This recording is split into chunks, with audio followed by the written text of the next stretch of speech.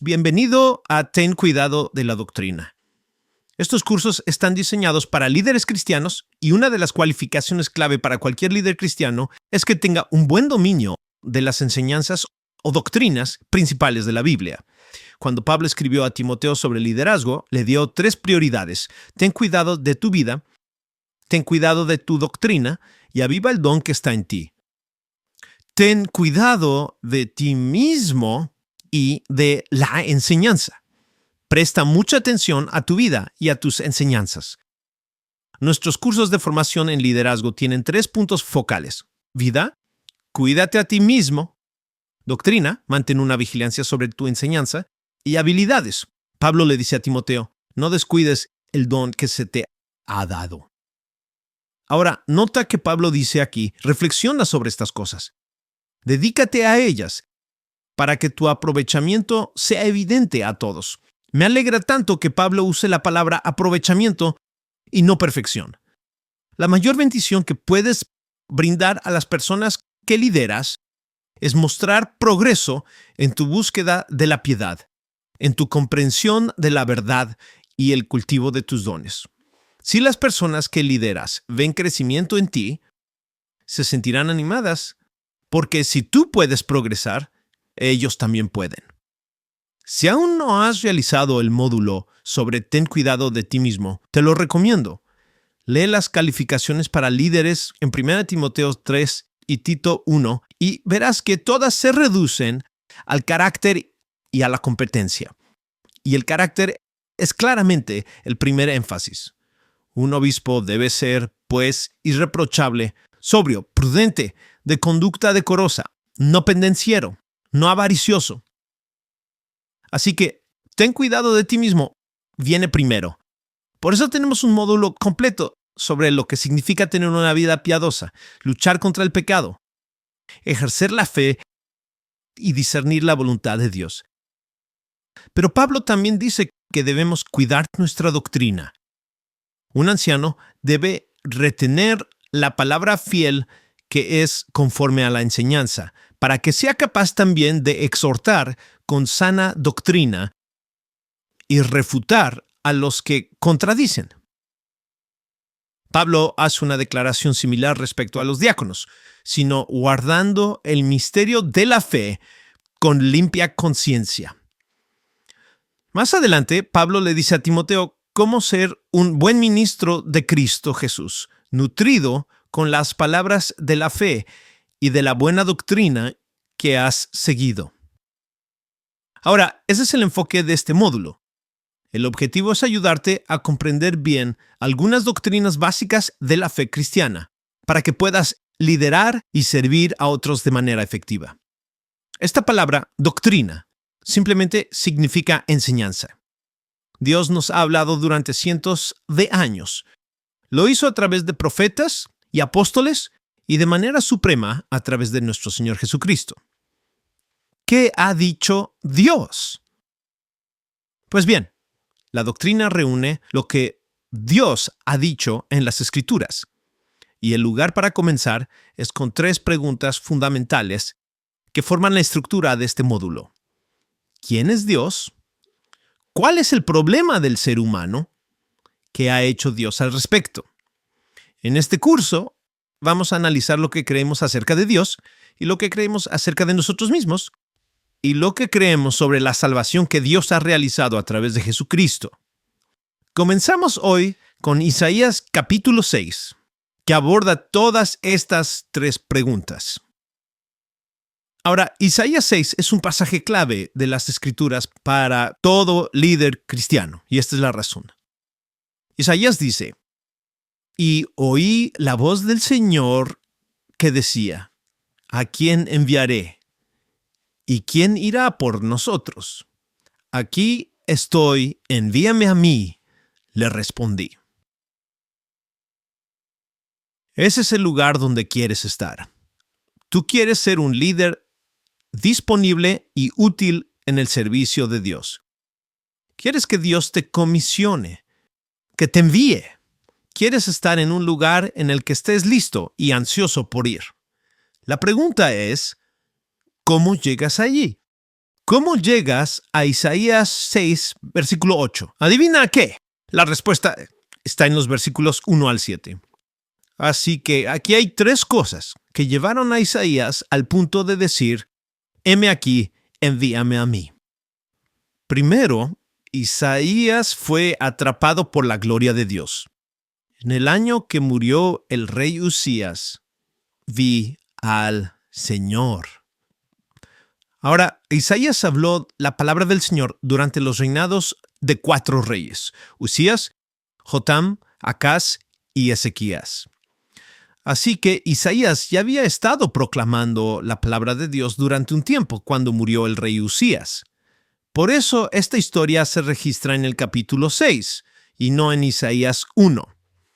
En otras palabras, Isaías ya era un predicador conocido cuando ocurrieron los eventos que describe aquí. Supongo que era muy apreciado y tal vez incluso celebrado por su maravilloso ministerio.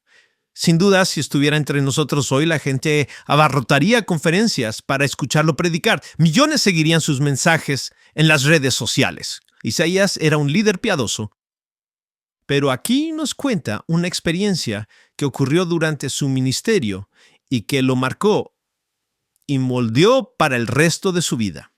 En el año que murió el rey Usías, vi al Señor.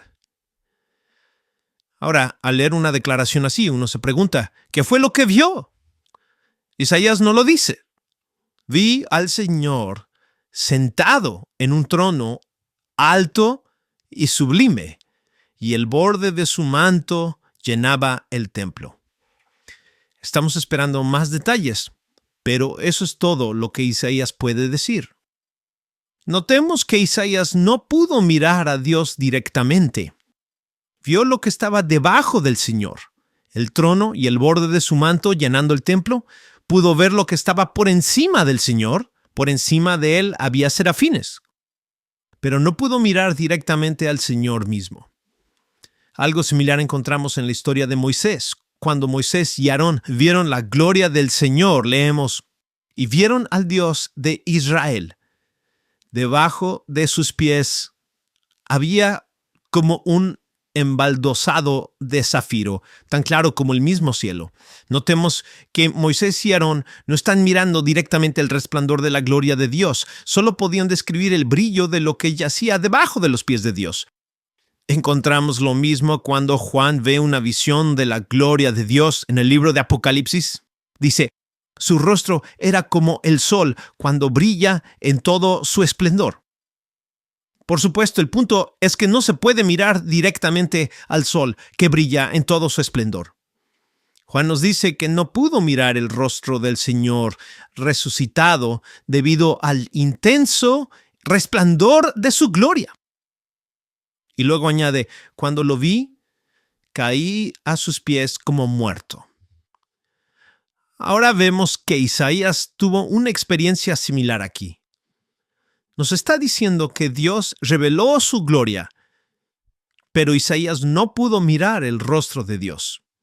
Todo lo que puedo decir es que estaba alto y sublime, y el borde de su manto llenaba el templo. El templo era un edificio muy amplio, pero todo el lugar apenas podía contener la orla del manto de Dios. Luego, Isaías escuchó a criaturas angélicas llamadas serafines que se llamaban unos a otros. Por encima de él había serafines. Cada uno tenía 6 alas. Con 2 cubrían su rostro, con 2 cubrían sus pies y con 2 volaban. Ahora, ¿por qué los serafines cubrían sus rostros y sus pies? Estos ángeles no habían pecado como nosotros. No tienen nada de qué avergonzarse. Toda su vida la pasan en obediencia a Dios.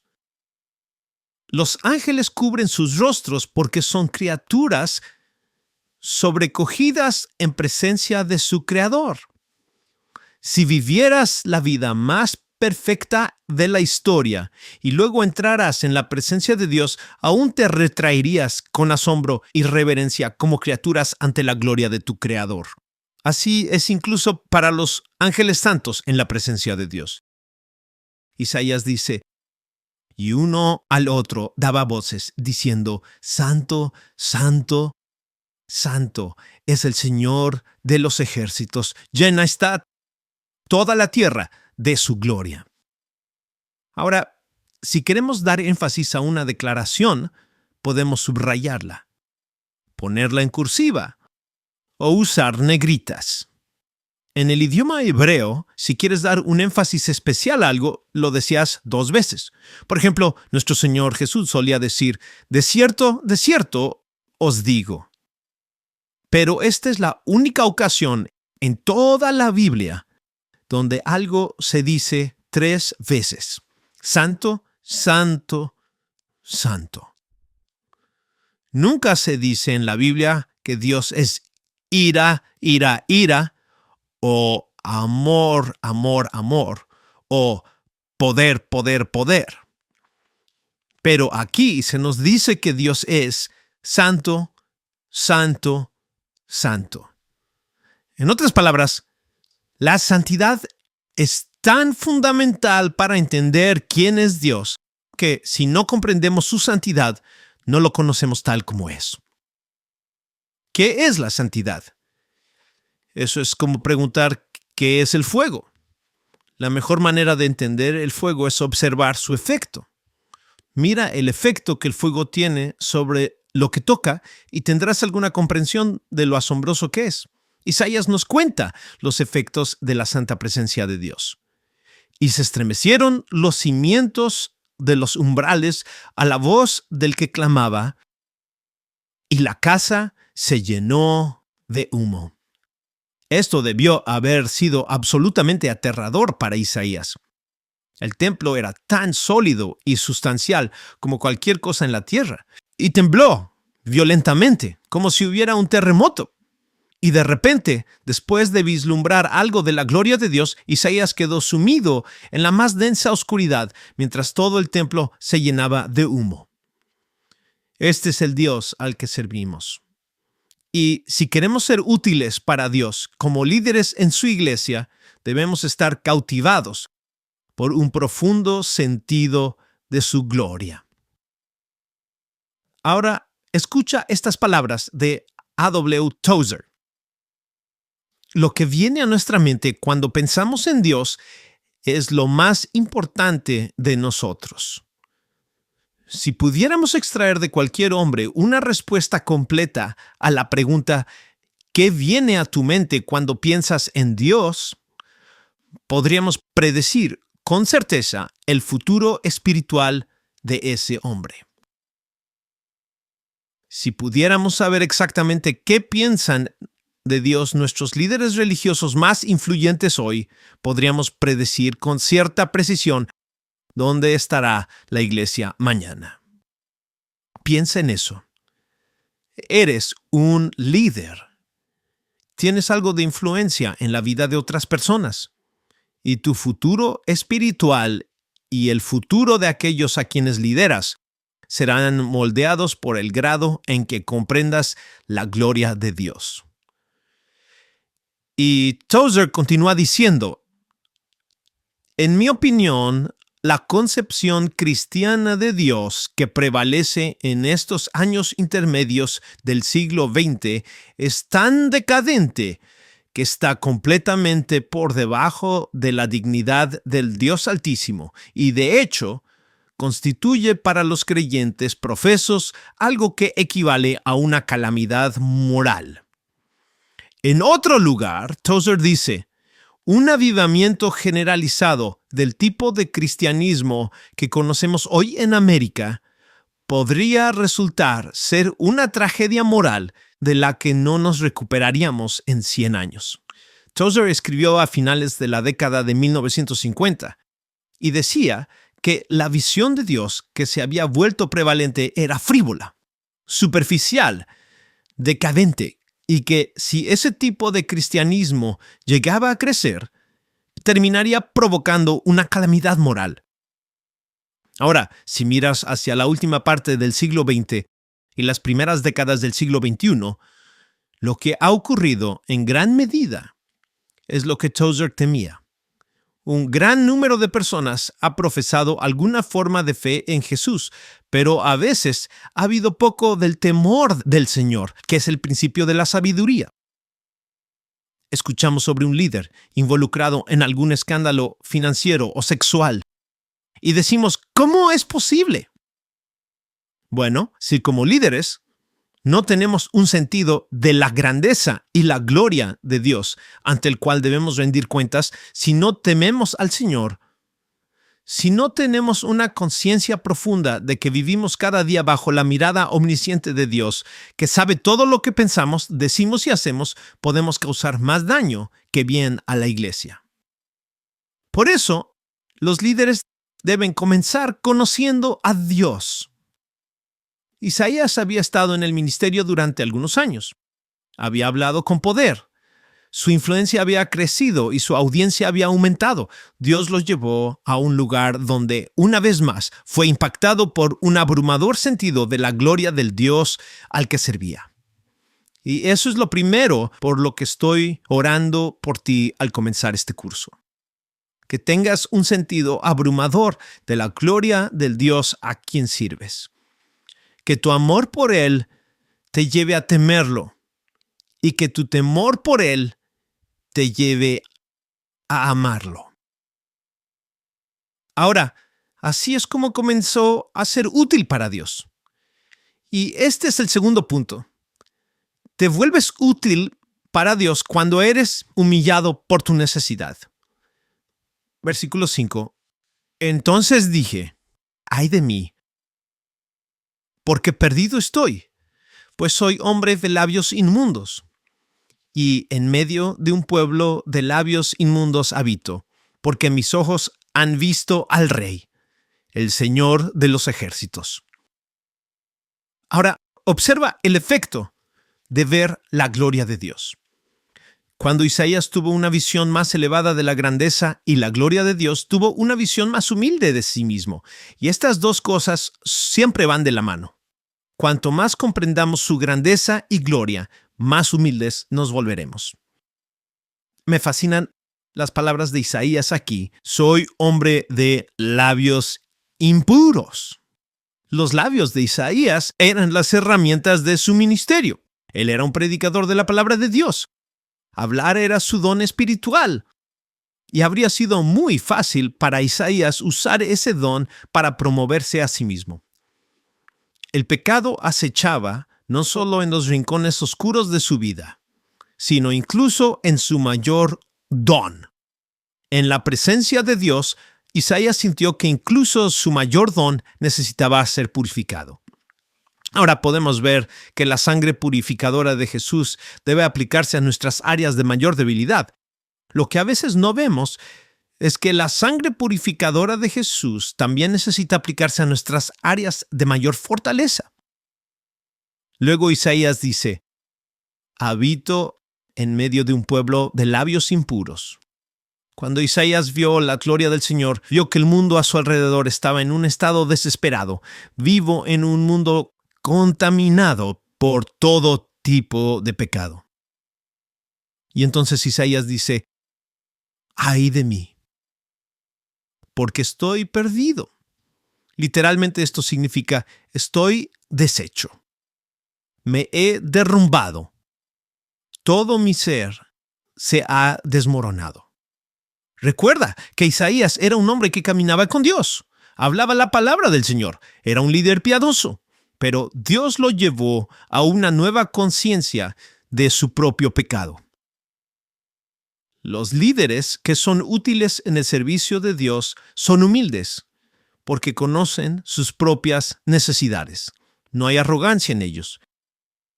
No hay promoción del yo. Cuanto más te impacte la gloria de Dios, más sentirás tu propia necesidad. Si Dios tiene la intención de usarte, Él te llevará a ese lugar, pero nunca te dejará allí. Entonces, ¿cómo avanzas?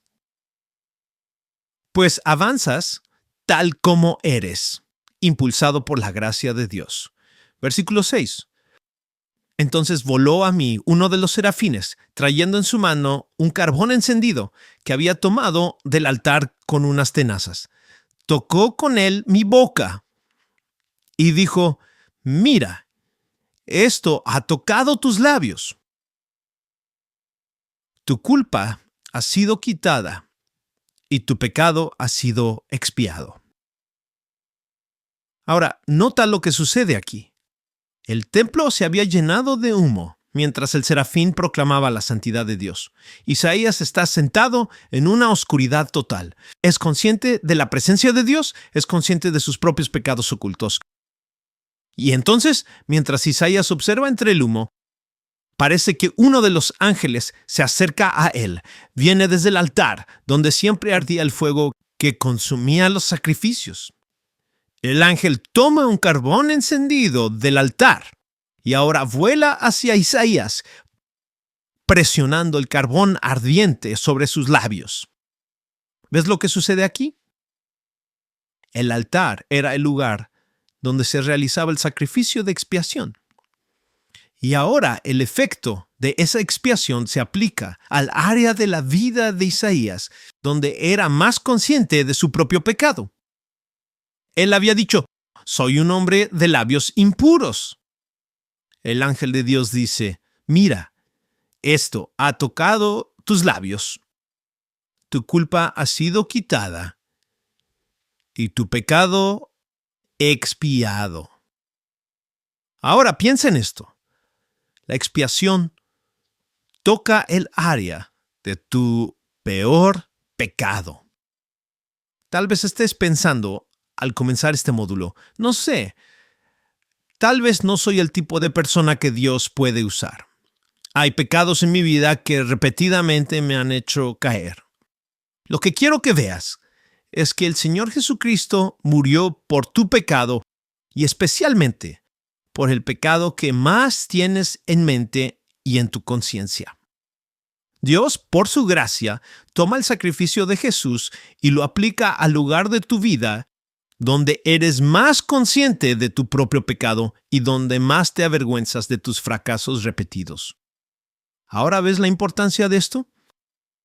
Estamos haciendo la pregunta: ¿cómo llegas a Isaías 6, versículo 8? ¿Cómo pasas de estar atascado en el sentimiento de tu propio fracaso? ¿Cómo llegas al lugar donde puedas decir: Señor, aquí estoy, envíame a mí?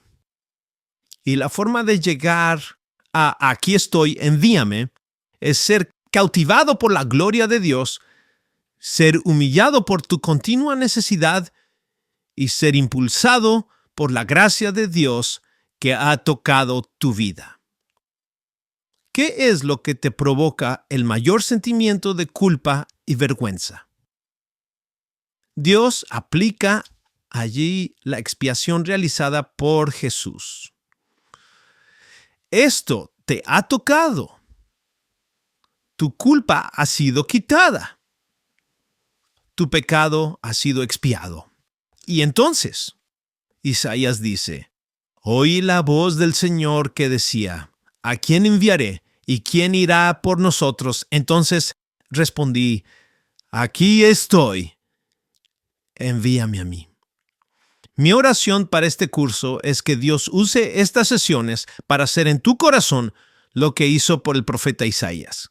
Que tú también seas cautivado por la gloria de Dios, que seas humillado por tu continua necesidad, que seas impulsado por la maravillosa gracia de Dios y que llegues al punto de decirle a Dios: aquí estoy, envíame a mí.